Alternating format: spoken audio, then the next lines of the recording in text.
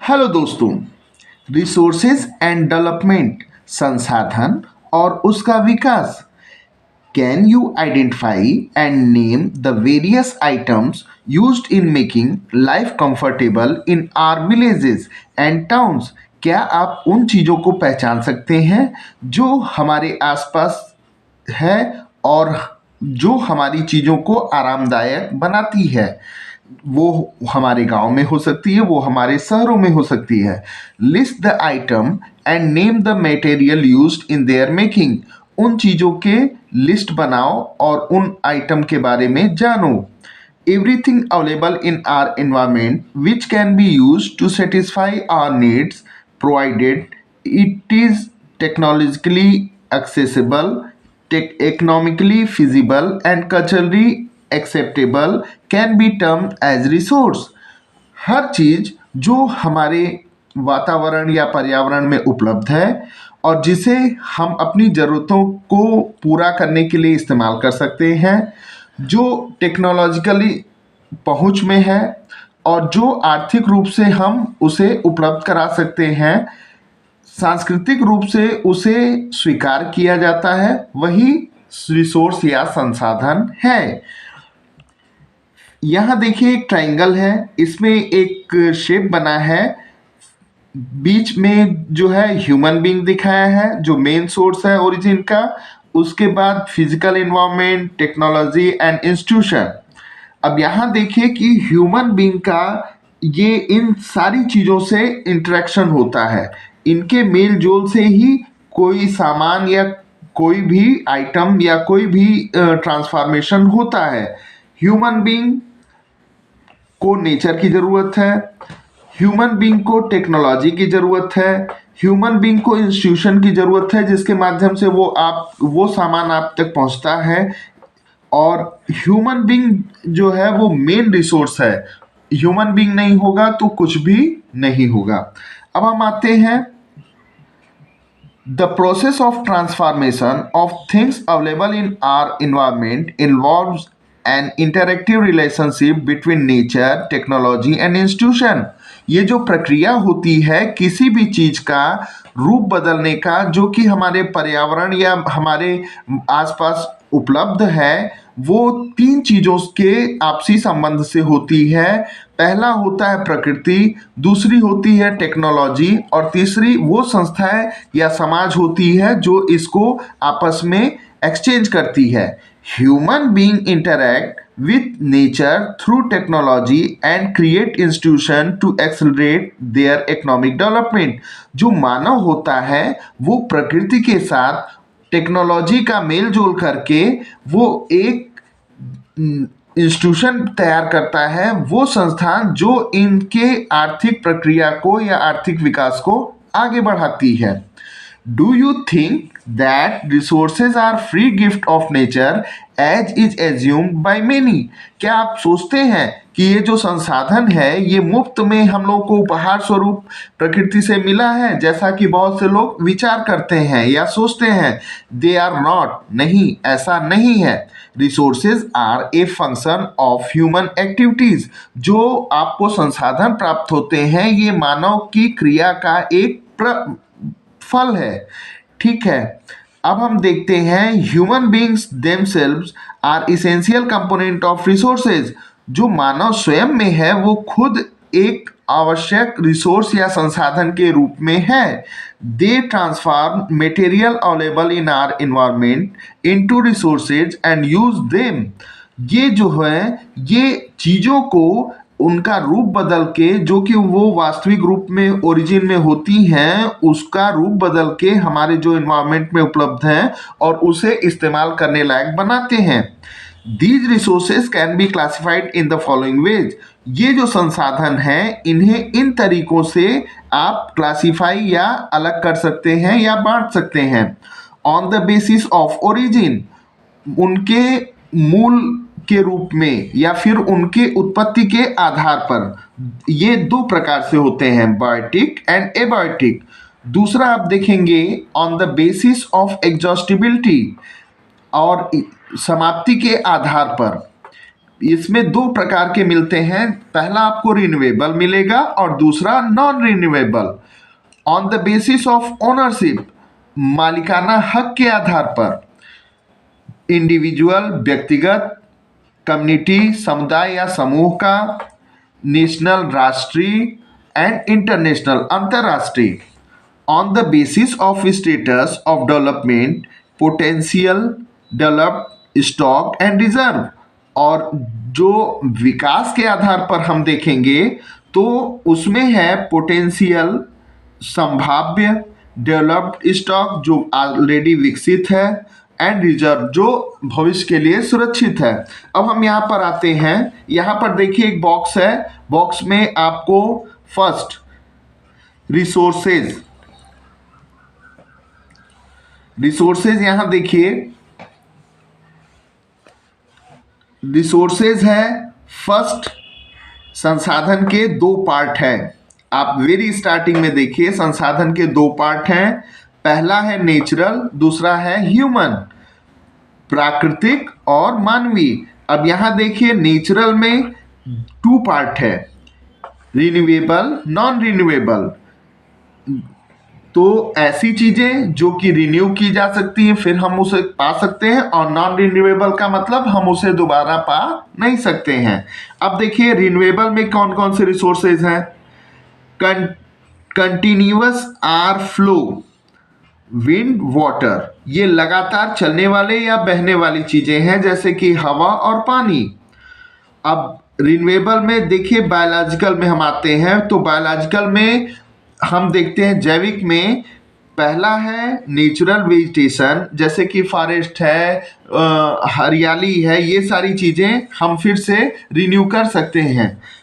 दूसरा है wild life, wild life reproduction के माध्यम से या प्रजनन के माध्यम से हम इसको भी फिर पुनः प्राप्त कर सकते हैं। अब हम आते हैं नेचुरल में ही, अब आप देखिए नॉन रिन्यूएबल की तरफ से हम चल रहे हैं। तो नॉन रिन्यूएबल जिसे हम फिर से प्राप्त नहीं कर सकते हैं, देखिए पहला है रिसाइक्लेबल मेटल्स, वो मेटल्स जो सिर्फ एक बार मिलते हैं, आप बहुत करेंगे तो उसे फिर से रिसाइकिल करके उसे साफ करके या फिर उसे फिर यूज कर सकते हैं, लेकिन आप नया नहीं पा सकते हैं। अब देखिए नॉन रिसाइक्लेबल, नॉन रिसाइक्लेबल का मतलब जिसे हम फिर से रिसाइकिल नहीं कर सकते हैं, वो ये चीजें हैं जैसे कि फॉसिल फ्यूल, आपका पेट्रोलियम है, कोल है, ये सारी चीजें फॉसिल फ्यूल में वो सारी चीजें आती हैं। अब हम आते हैं ह्यूमन में, ह्यूमन के दो पार्ट हैं, structure and institution, quantity and quality. Structure and institution में आप देखिए समाज है, वो संस्थाएं हैं जो कि वो सामान हमें उपलब्ध कराने में मदद करती हैं, या लेन और देन इनसे संबंधित सारी प्रक्रिया को वो पूरा करवाती हैं। अब देखिए दूसरा है क्वांटिटी एंड क्वालिटी। क्वांटिटी और क्वालिटी में हम दो पार्ट मानते हैं। क्वांटिटी का मतलब हमारे पास संख्या कितनी है, ह्यूमन बीइंग की संख्या कितनी है, तो वो हम एक रिसोर्स की तरह देखते हैं। और वैसे ही क्वालिटी किस क्वालिटी की है, अब जैसे कि मजदूर के स्टैंडर्ड की है कि एक इंजीनियर के स्टैंडर्ड की है, वो क्वालिटी भी या फिर वेल क्वालिफाइड या वेल स्किल्ड है या अनस्किल्ड है, उस पर भी डिपेंड करता है। अब आते हैं हम नेक्स्ट टॉपिक पर। यहाँ आप आइए देखिए टाइप्स ऑफ रिसोर्सेज, रिसोर्सेज के संसाधन के प्रकार। On the basis of origin, उसके मूल या फिर उसकी उत्पत्ति के आधार पर कौन कौन से रिसोर्सेज हैं। पहला देखिए इसी में है दो बायोटिक रिसोर्सेज। तो बायोटिक रिसोर्सेज में वो चीजें जो जैविक आधार पर हैं, देखिए these are obtained from the biosphere and have life such as human being, flora, fauna, fisheries, livestock, ETC. तो इसमें बायोस्फीयर से रिलेटेड जितनी चीजें हैं वो सब आ जाएंगी, किसमें, बायोटिक रिसोर्सेज में। उसमें आपको देखिए साफ साफ क्लियर कह रहा है कि मानव है, जो जीव जंतु हैं, जो पेड़ पौधे हैं, मछलियां हैं, या फिर जो पशु पक्षी हैं, वो सब इसमें आते हैं। Abiotic resources, all those things which are composed non-living things are called abiotic resources. For example, rocks and metals. abiotic resources वो रिसोर्स होते हैं जो लिविंग नहीं होते हैं, जिसमें लाइफ नहीं होती है, लेकिन वो रिसोर्स में आपके आएंगे, जैसे कि रॉक्स एंड मेटल्स, चट्टान है या फिर मेटल्स है। अब आगे आइए, on the basis of exhaustibility, समाप्ति के आधार पर।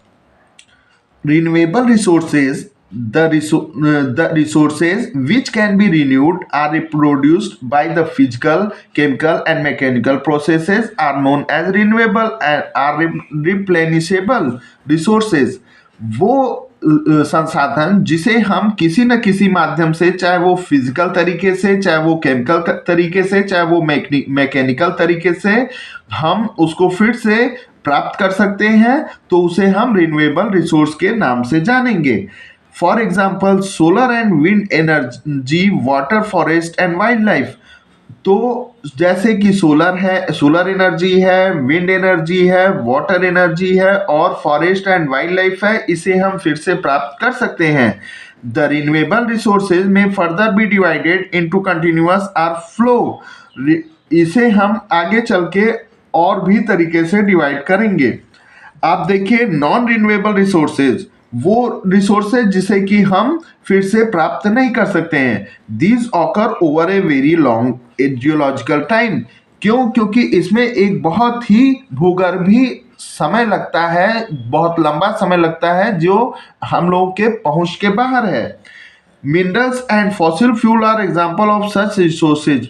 जो मिनरल हम लोगों को मिलते हैं, खनिज हैं, और जो फॉसिल फ्यूल हैं जैसे पेट्रोल, कोल, ये सारी चीजें हैं, ये सब इसमें आते हैं। These resources take millions of years in their formation. और इसमें लाखों साल लगते हैं इनको बनने में। Some of the resources like metals are recyclable and some like fossil fuel can not be recycled and get exhausted with their use.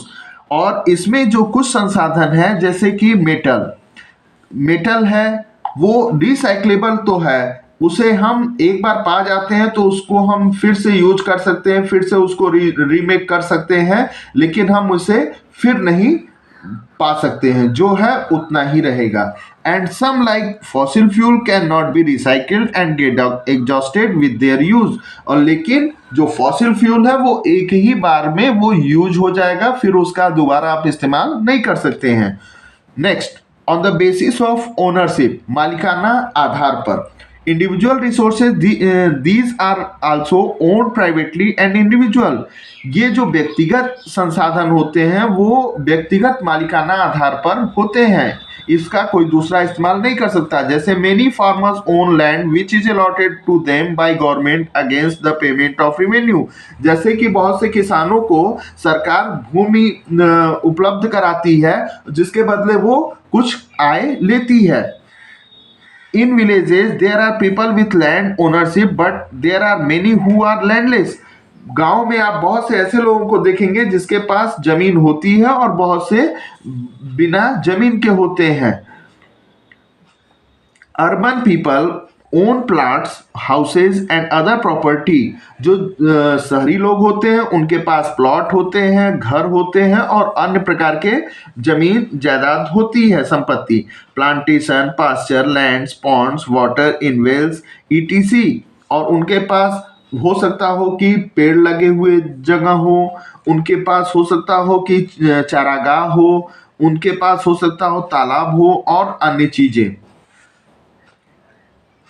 Some of the example of resources ownership of individual, ये व्यक्तिगत resources में आ सकते हैं। Make a list of resources owned by your household. आप अब एक list बनाइए जिसमें आपके घर के लोगों की जो व्यक्तिगत संपत्ति है वो आप लिख सकते हैं।